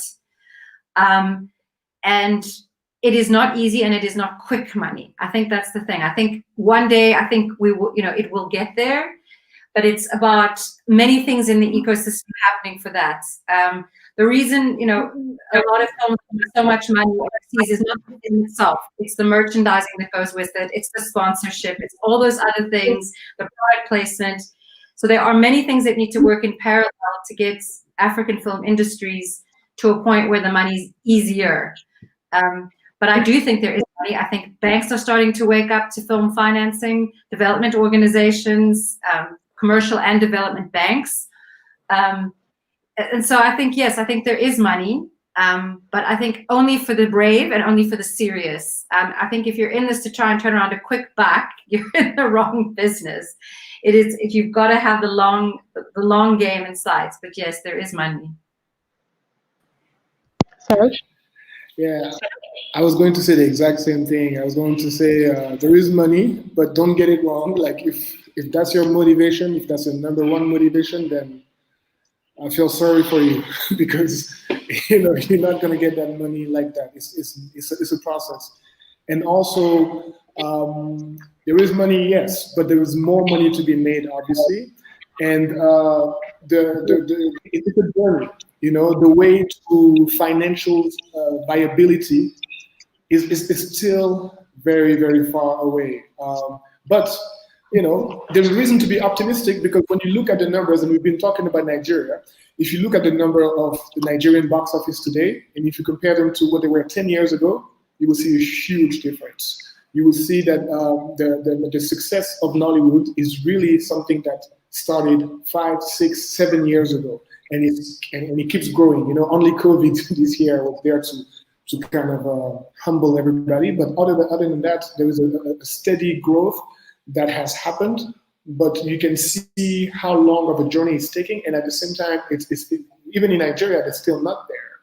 There's still a long way to go to really get to a point where the whole industry benefits from the interest that Nollywood generates. So that's going to happen in Kenya, it's going to happen in most of the big markets of the continent, but it just take time, and there is a path to cross, and it depends on the strategies that are at play on the institutional level as well as on the individual level. And if the right decisions are made, then we're going to get a sustainable, viable industry in Africa at large. To add to that, I agree. If you look at the Nigerian market, it's blossomed over the last 5 years. The growth has been tremendous. But to prove that, it's data that we're all referring to. We need that data in order to be able to show what the growth has been. Unfortunately, that has also not been very forthcoming in our market. And I think that's where collectively working together in different platforms or formats, we need to share that data with each other and also be able to then publish it outward, because I think the whole success of Nigeria is being looked at by those numbers that are very well presented and are out there. So the world looks at Nigeria in a different eye because of their growth. And I do believe, yes, there is money. Some have got the formula right and are making the money. and some are still on stumbling blocks and are trying to learn the trade, and so it's a rocky road for them. uh, but I think there is hope, and we're in that direction by working on festivals, working on the different platforms of Run.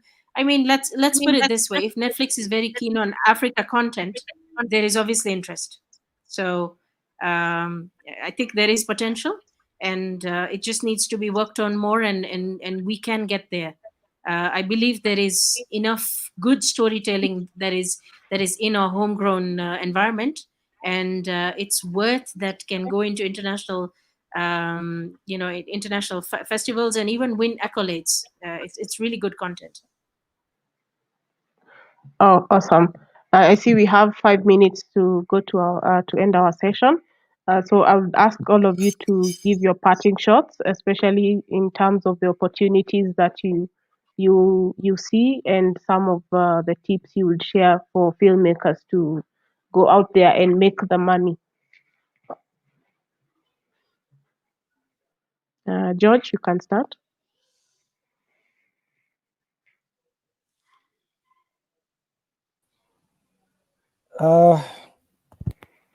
I think the first thing I would say is that this is a powerful panel. I've been on different panels, and this is a powerful one.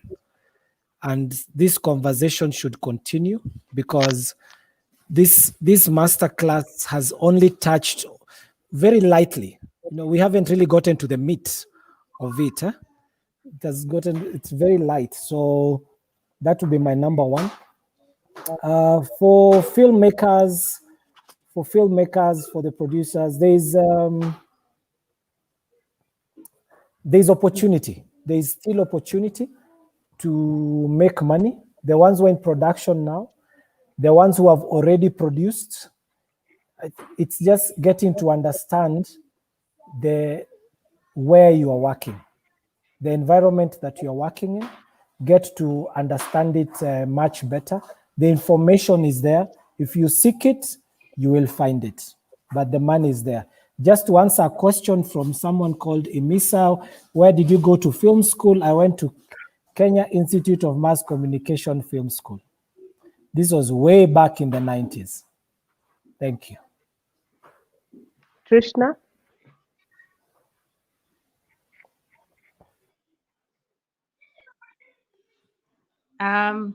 Well, I'd like to say, keep talking to us.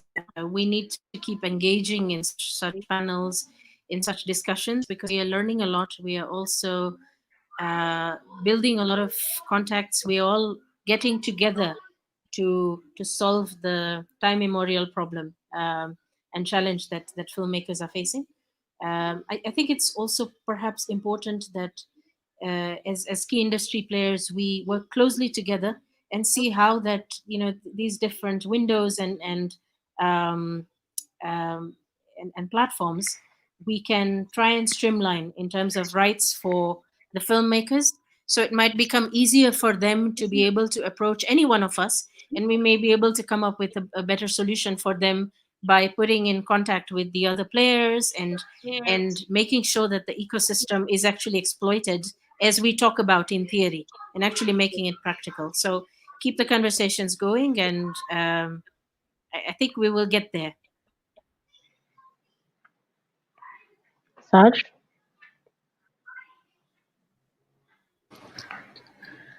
Okay, the time is really about to come to an end. I just want to say that I'm available as well. Training and sharing best practices is part of my job at the French Embassy. So I'm available for all filmmakers or aspiring filmmakers in order to help and to contribute to the growth, their personal growth and the growth of the industry at large. So that would be my final word. Hara? Yeah, I guess some of it would echo what everyone else said, which is whether it's us or other people, like ask for the right help. this can be a daunting business. And if you're serious about it and you're starting out, you may have gone to film school and you learned how to make a film, but you didn't learn about rights, and you didn't learn about the technical specs for dubbing, and you didn't learn about marketing. You're not expected to know it all. But as Georgia said, this is your business. If you're producing a film, you might not be expected to know it all, but you're going to be expected to deliver it all anyway. So I would say just ask for help, and you'd be amazed at how willing people actually are to give you that help. So yeah, that's a really important thing to keep in mind. Wow, awesome. Probably you should also share how the audience can reach you. If it's a website that they can reach you to probably get to know more about how they can pitch their ideas, or Lara for you if they can get some training and consultancy about marketing, and George as well, and Saj. I would say actually go to our Ladima website, which is LADIMA, so it's ladima.africa. That is the nonprofit side of things. But yeah, I can be reached. My email's there. It's lara@ladima.africa, and happy for anyone to reach me.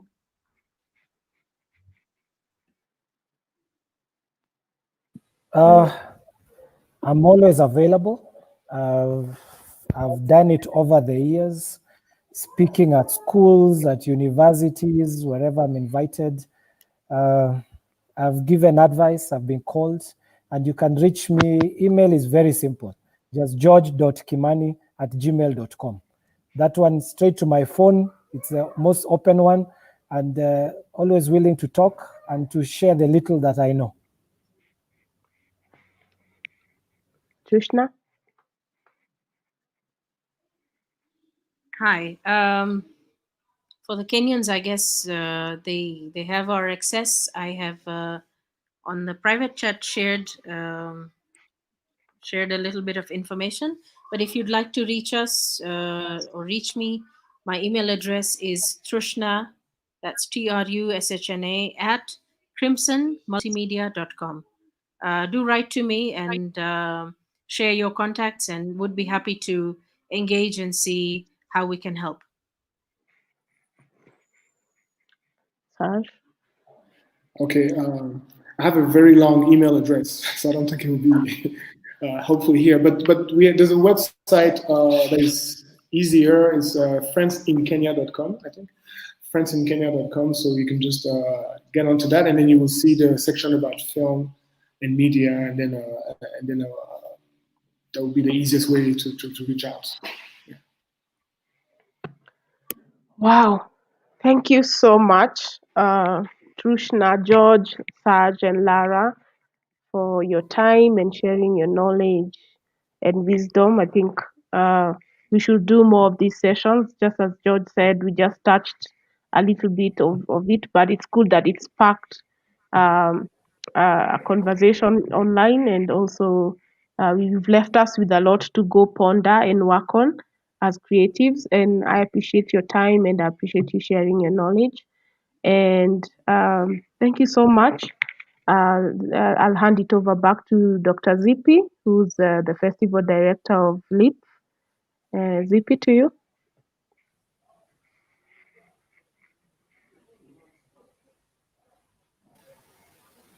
Hi, everyone. Thank you so much for accepting to be part of Lipff. I hope I can be heard, yeah? Yeah. Yeah. Okay. Thank you so much to be part of Lipff. And George Kimani, you said you were at KIMC when KIMC was KIMC. Yeah, back in the day. Back in the day, yeah. Back in the day. Thank you so much for that. I believe a lot of these young people will really reach out to you. And even me, I don't know, I'm in between, I'm in the midlife. We will reach out. I think you've talked about advertising. I need you to get me to those advertisers so that we see how their products can get into my movies and my friends' movies. Trushna, we have to get things on my movies network. I mean, my movies Africa. And Lara, you have to really help us get these funds. Especially for us women, we are going to be knocking at your door. And Saj, all the links that you have had before, trust me, I think you're the right person on that seat right now at the French Embassy, because you are more than the French embassy. Now you're coming in as a distributor, a festival organizer, and also an audiovisual attaché. I think that's a great wealth of information, and we just want to appreciate you all. And Lucy, I lack words to tell you what you've been to us during this festival. I think you're the star of the festival this year. We just want to say thank you so much, and to our listeners, thank you so much for making the 5th edition of the Lipff Festival come alive. To all our audience, we just want to say we just have one more panel tomorrow. And tomorrow it's not in the evening, tomorrow it's in the morning hours, 11 to 1 p.m. The new era of filmmakers. I think that's a panel that it feels like it's a continuation of this talk that was here today. Yeah, when I listen to all of you talking about the new cinema, Joshua telling us the cinemas are trying to restructure how to have our content. Then the new era of filmmakers, I think they'll have to come and tell us if they truly need that space. And so let's keep it here. And of course, tomorrow, keep it on YouTube, keep it on Facebook for the panel discussion and also for the live gala awards that will be happening at the on Facebook and on YouTube. So thank you so much, and we appreciate you. Bye bye.